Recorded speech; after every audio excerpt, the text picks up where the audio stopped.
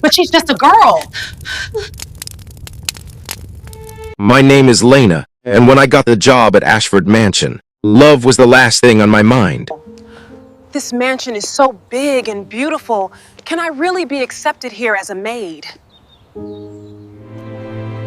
I was 24, broke, grieving my mother, and doing everything I could to keep my younger brother in school. So when someone from church told me a wealthy family needed a live-in maid, I said yes before pride could speak. The first time I stood outside Ashford Mansion, I almost turned back. The gate alone looked bigger than my old house. The flowers were trimmed to perfection. The walls were spotless, and even the silence felt expansive. I kept telling myself one thing: don't mess this up. The head housekeeper, Mrs. Dalloway, welcomed me with the warmth of a prison guard. She walked me through the mansion and gave me the rules in a voice that made it clear this house had no room for mistakes. Do not speak unless necessary. Do not wander. Do not touch what is not assigned to you. Mr. Ashford likes order, and above all, do not become familiar. At the time, I thought it was just another rich house warning. Later, I would understand that those 4 words could have saved me a lot of trouble. The mansion was beautiful, but it didn't feel happy. Everything was polished, expensive,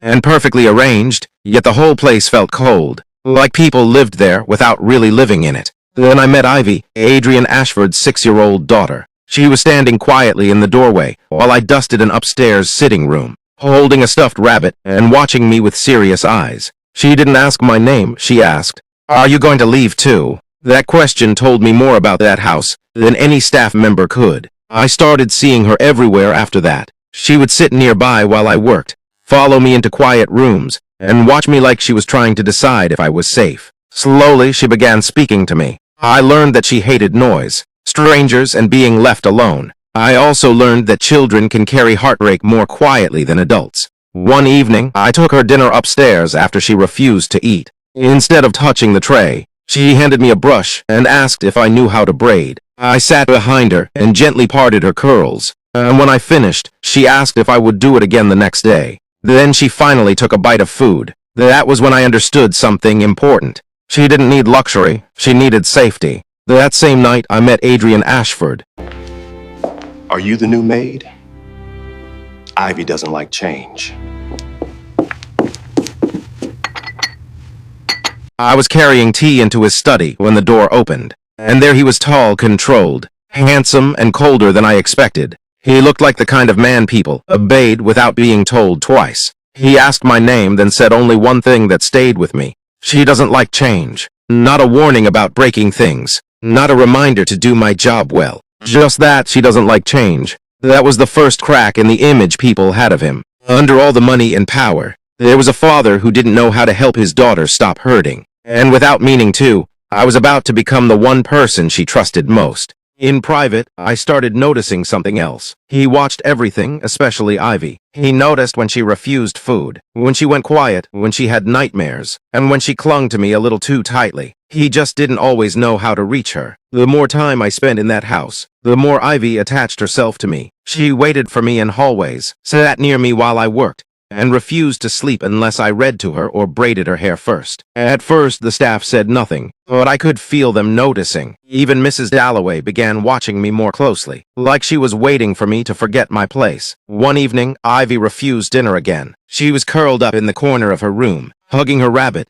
her face shut down in that quiet way that always made my chest hurt. He still had on his dark suit, but his tie was gone and he looked tired. Not rich men tired, real tired. The kind that sits in the eyes. He called Ivy's name, but she didn't answer. He moved closer and tried again. Firmer this time, but she only turned her face away. I could see his frustration, but underneath it was helplessness. He loved that child. That part was obvious. He just didn't know how to enter the places where she hid. So I crouched beside her and picked up the spoon. I told her we could pretend the rabbit was the one eating first. That made her look at me. Then she fed the rabbit, took one bite herself, and after a few minutes she was eating enough to calm down. The whole time, Adrien stood there watching us in complete silence. When Ivy finally settled, he looked at me with something close to shock. Like I had opened a door he had been standing outside of for years. After that night, he started asking me about her more often. Not long conversations, just quiet questions when our paths crossed. Did she sleep well? Was she calm today? Did she finish her lesson?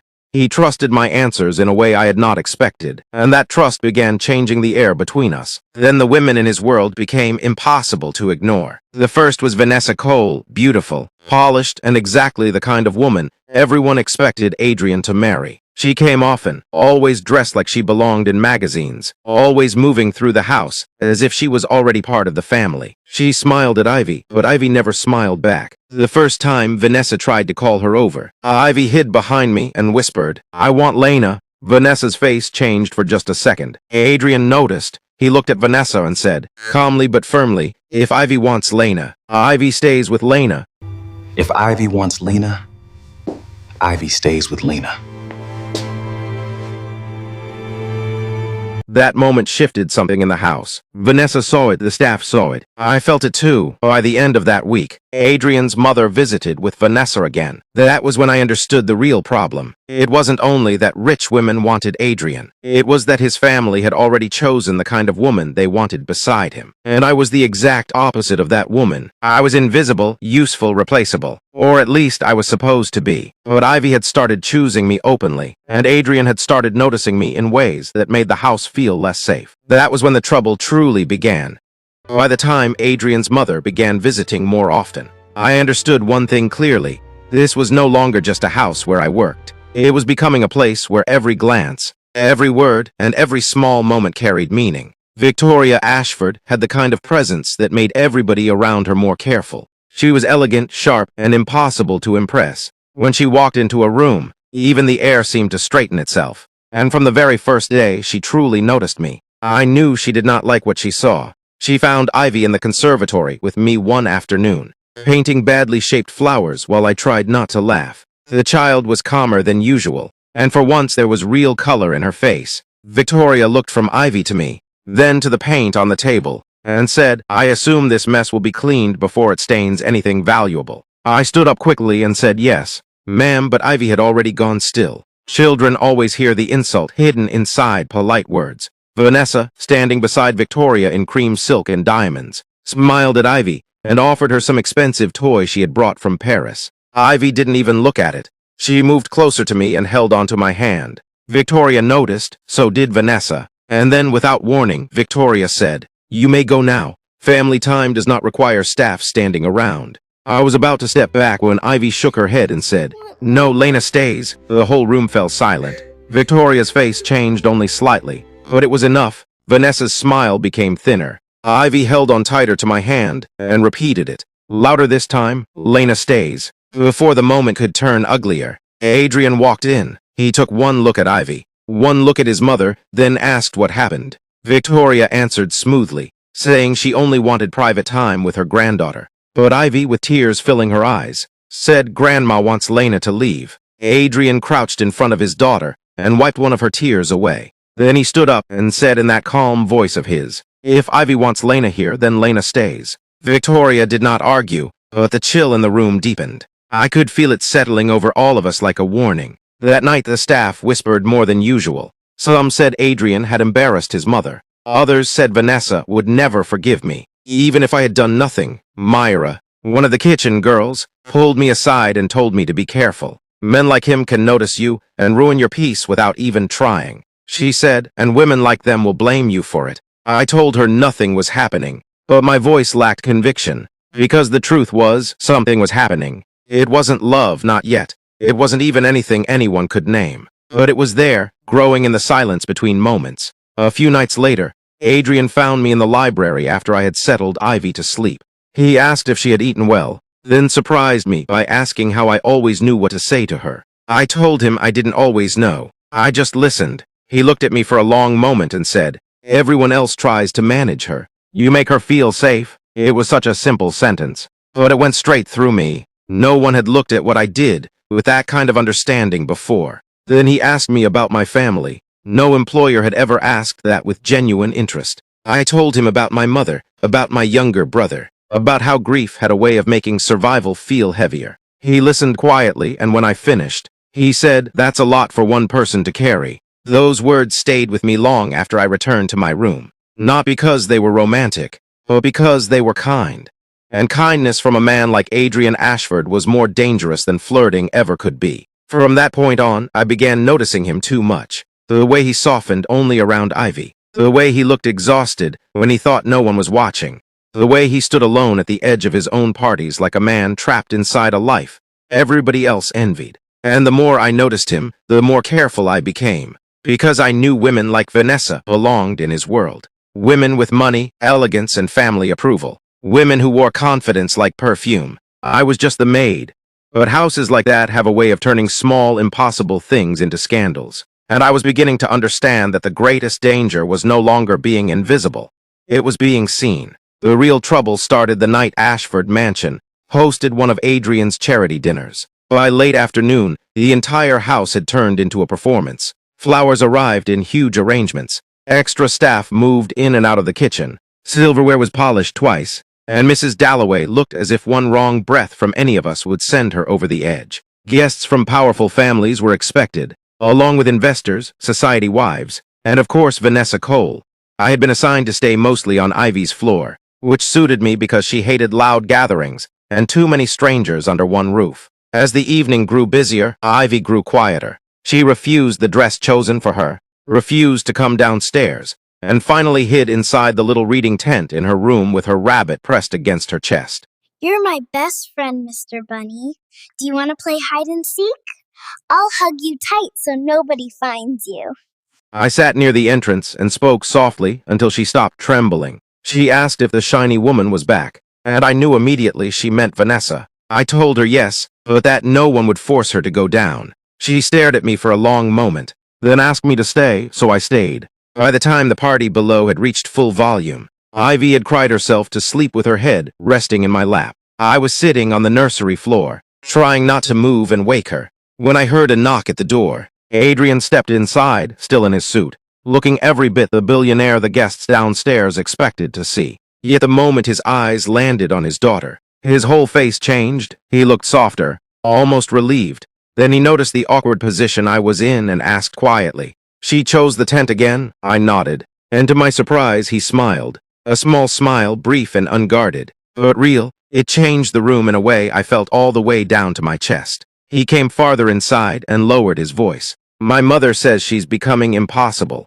I looked at Ivy and shook my head. "She's not impossible. She just gets tired before other people notice." Adrien was silent for a moment, then asked, "How did you figure that out?" I told him that Ivy had shown me. That made him study me in a way that unsettled me, because it no longer felt like he was only seeing the maid who worked in his house. It felt personal now, and that was exactly what I had been trying to avoid. Before either of us could say anything else, Vanessa appeared at the open door. She had probably come looking for him, but what she found instead was Adrien standing quietly in his daughter's room, watching me with an expression no woman in his world had ever earned. I saw the change in her face instantly. She recovered fast, of course. Women like Vanessa were trained never to lose control in public. Still, the damage had been done. She smiled and reminded Adrien that the guests were asking for him. He stepped back into his usual composed self, thanked me for staying with Ivy, and left with Vanessa, but the room felt different after that.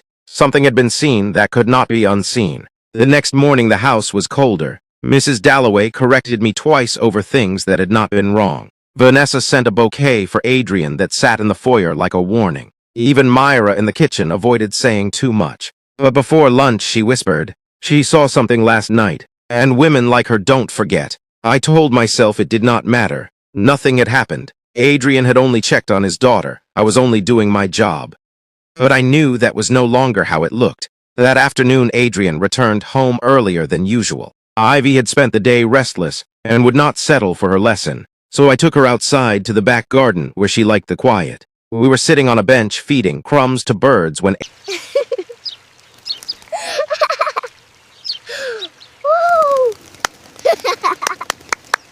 Adrien found us. He stood there for a moment watching his daughter laugh for the first time that day. Then he said, almost to himself, "I haven't heard that sound in months." I looked up and found his eyes on me. There was gratitude there, yes, but also something warmer now, something he was no longer fully hiding.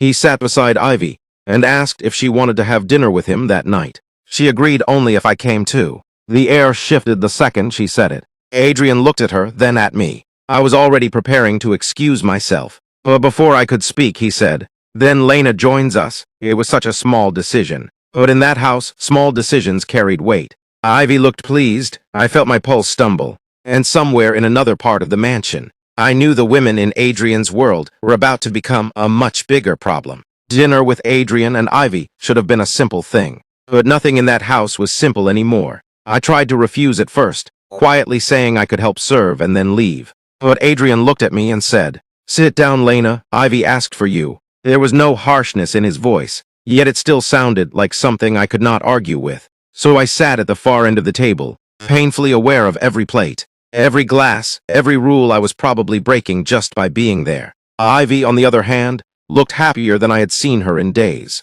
She talked about the birds in the garden, the shapes she thought clouds made, and a story she wanted me to read later. Adrien listened to her with a softness that only came out around that child. And for the first time, I saw what the house might have been if grief and pride had not settled into its walls so deeply. At one point, Ivy asked him why he was always busy. The question landed heavily. Adrien gave the kind of answer adults think children will accept. Something about work and responsibilities. But Ivy simply looked at him and said, "Lena stays with me more than you do." The silence after that felt almost too private to witness. Adrien didn't get angry. He just looked down for a moment. And when he raised his head again, there was something humbled in his face. "I know," he said quietly. "I'm trying." That was the moment I realized he was not untouched by his daughter's pain. He carried guilt for it, and maybe that guilt was one of the things making him colder everywhere else. After dinner, Ivy insisted we both follow her to the library so I could read while Adrien stayed. She curled up on the sofa between us, slowly growing sleepy as I read the story aloud. When her breathing finally deepened, Adrien lifted her carefully into his arms. For a second, our eyes met over her sleeping head, and what passed between us in that quiet library felt too intimate to name. It wasn't flirtation. It was something far more dangerous. Trust, familiarity, the beginning of comfort. The next day, Victoria Ashford arrived without warning. She did not come alone. Vanessa was with her, dressed in pale gold, and carrying herself like a woman already practicing for the role of wife. I was in the breakfast room arranging fresh flowers when they entered, and the moment Vanessa saw me, her smile sharpened. Victoria did not waste time with false warmth. She asked where Adrien was, where Ivy was, and why the house had started looking too relaxed. Every word was polished, but every word carried criticism. Things turned worse when Ivy came downstairs and ran straight past both women to me. Vanessa tried to laugh it off and reached for her, but Ivy pulled back. Victoria's eyes narrowed ever so slightly. "This attachment is becoming inappropriate."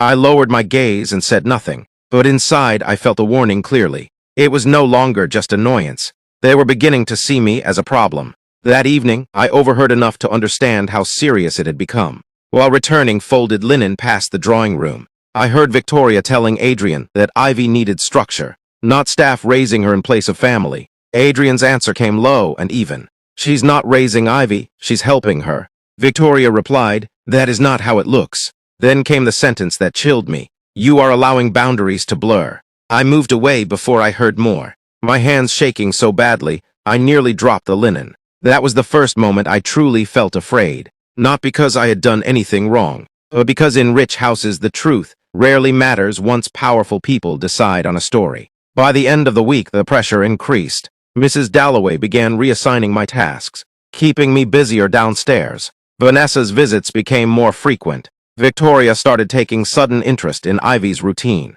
It was obvious what they were doing. They were trying to create distance, to pull Ivy away from me and push me back into invisibility. But Ivy noticed too. She became clingier, more withdrawn whenever I was kept away. And by the third night, she refused to sleep at all. It was close to midnight when Mrs. Dalloway finally knocked on my door and said Mr. Ashford wanted me upstairs. I found Ivy in tears, Adrien standing helplessly beside the bed. The moment she saw me, she reached out. I sat down, held her, and within minutes her sobbing began to ease. Adrien watched the whole thing in silence, and when Ivy finally slept, he walked me to the door. The hallway was dim, the whole mansion quiet. He thanked me, then said something that changed everything. "They're trying to send you away from her." I looked up in shock, and he continued, "I won't let that happen." The way he said it was calm, but absolute, not the voice of a man making a polite promise, the voice of a man making a decision. And in that moment, standing in the half-dark between his daughter's room and the rest of the house, I realized the women in Adrien Ashford's world were no longer my biggest problem. Adrien himself was. After that night in the hallway, I could no longer pretend nothing had changed. Adrien had said the words calmly, but they stayed with me long after I returned to my room. I won't let that happen. No one had ever spoken about protecting my place in that house before. I should have felt relieved, yet all I felt was fear. Men like Adrien Ashford did not make small promises, and when they did, other people noticed. The next few days proved it. Mrs. Dalloway stopped speaking to me unless necessary. Vanessa began arriving almost every afternoon, always with some excuse involving Ivy, Adrien's mother, or a family event. Victoria was colder than ever. Even the staff, though still kind in quiet ways, moved around me carefully. Like I had become the center of a problem no one wanted to be pulled into. The only person untouched by all of it was Ivy. She remained open, affectionate, and stubbornly loyal. If I was sent downstairs, she came looking for me. If someone tried to distract her, she asked for me by name. One afternoon, Vanessa decided she had had enough. I was helping Ivy with a puzzle in the sunroom when Vanessa walked in carrying shopping bags, and that polished smile she wore when she was angry. She said she had brought Ivy new dresses and wanted to spend proper time with her. Ivy didn't even look excited. She just moved closer to me. Vanessa's smile thinned. Then she looked directly at me and said, "You may leave us now." I kept my voice respectful.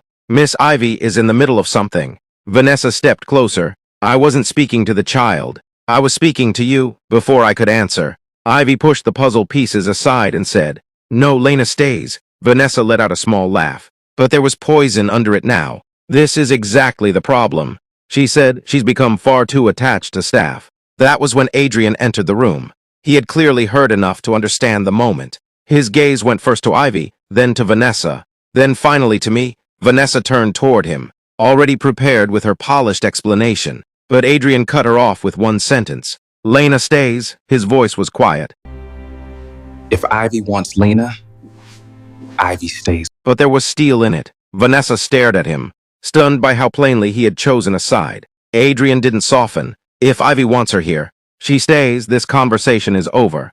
Vanessa left the room with all the grace of a woman trying not to shatter in public. Ivy relaxed immediately. I should have felt relief, but instead a cold weight settled in my stomach. Adrien had defended me too openly now. There was no taking that back. That evening, Victoria confronted him. I did not hear the beginning, only the part that carried through the half-open library doors as I passed with folded laundry. She accused him of embarrassing Vanessa and encouraging an unhealthy attachment in the house. Adrien answered with a calm that was even more dangerous than shouting. He said Ivy needed peace, not performance. Victoria replied that he was forgetting who he was. And then she said the sentence that made me stop breathing for a moment. "People are already beginning to talk." I moved away before I was caught listening, but those words followed me all night. People are already beginning to talk. In worlds like theirs, talk could become scandal, and scandal always landed hardest on the weakest person in the room. Me. The next morning, I made up my mind to leave. Not because I wanted to. By then, I loved Ivy more than I should have, and I had started feeling things for Adrien that I had no right to feel. That was exactly why I knew I had to go. A maid could not become the reason a billionaire's family started whispering. No matter what Adrien had said, I understood how stories like this usually ended. Not with dignity. I wrote a resignation letter with shaking hands. It was short and respectful. I thanked the family for the opportunity and explained that I believed it was best for the household if I stepped away. I folded it carefully and kept it in my apron pocket the whole morning, waiting for the right time to give it to Mrs. Dalloway. But before I could, Ivy found me in the corridor with tears in her eyes. She had heard from another staff member that I might be leaving. "You can't go," she said, voice trembling. I knelt in front of her and tried to explain that adults sometimes had to make difficult choices. But she began to cry in that quiet, broken way that always destroyed me. Then Adrien appeared. He looked from Ivy's face to mine and understood immediately that something was wrong. I handed him the letter because I no longer trusted my voice. He opened it, read it once, and his expression changed completely. You're leaving because of my mother and Vanessa. Not anger, something deeper, something wounded. When he looked at me again, I knew nothing in that house would remain the same after what came next. Adrien read the letter in silence. Ivy was still crying softly beside me, holding my hand so tightly it hurt, but I barely felt it. All I could feel was the weight of his eyes on that page and the pounding of my own heart. When he finished, he folded the letter once, very neatly, then looked at me and said, "Come with me." His voice was calm, but it was the kind of calm that meant he had already made up his mind. I followed him to the study because I didn't know what else to do.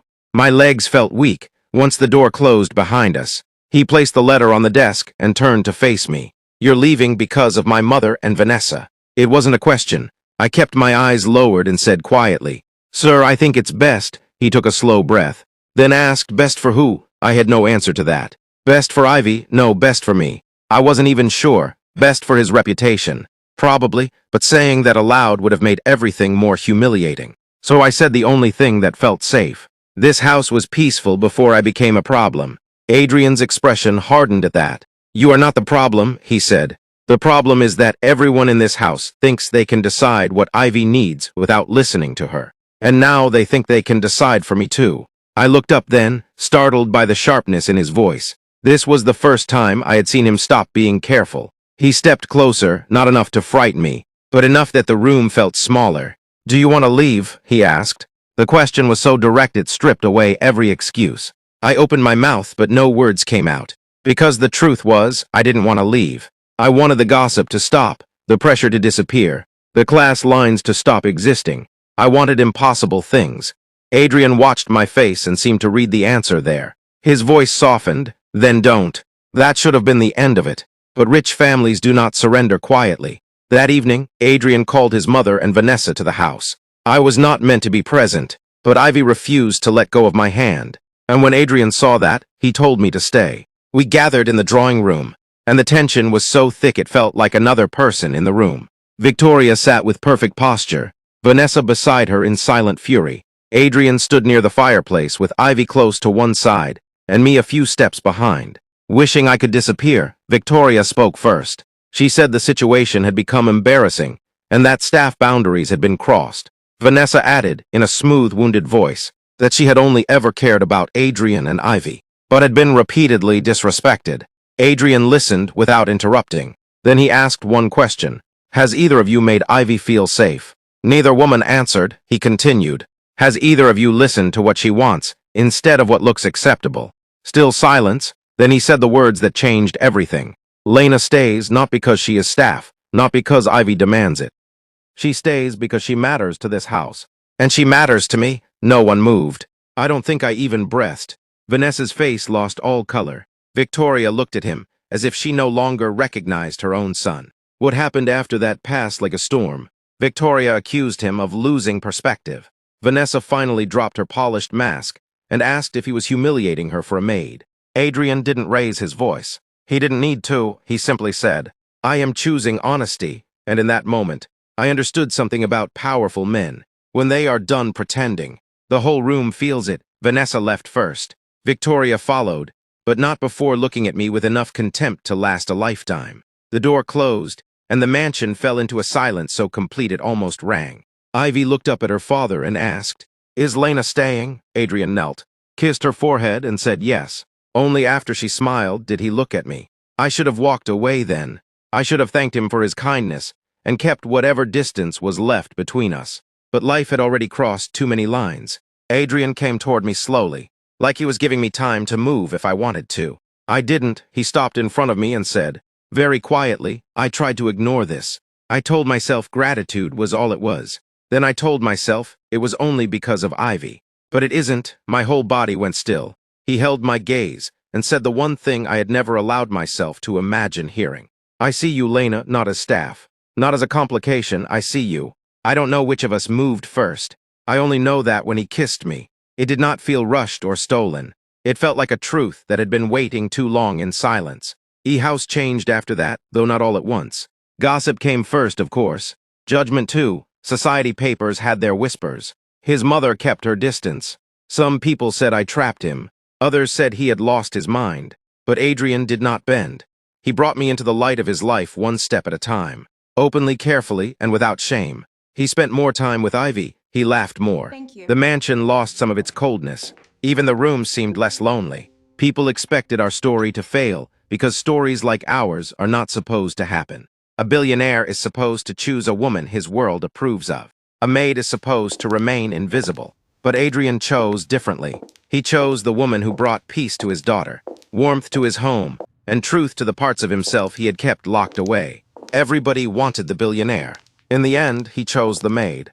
And for the first time in that grand, beautiful house, love was not something that looked good from the outside. It was something that finally made the inside feel like home.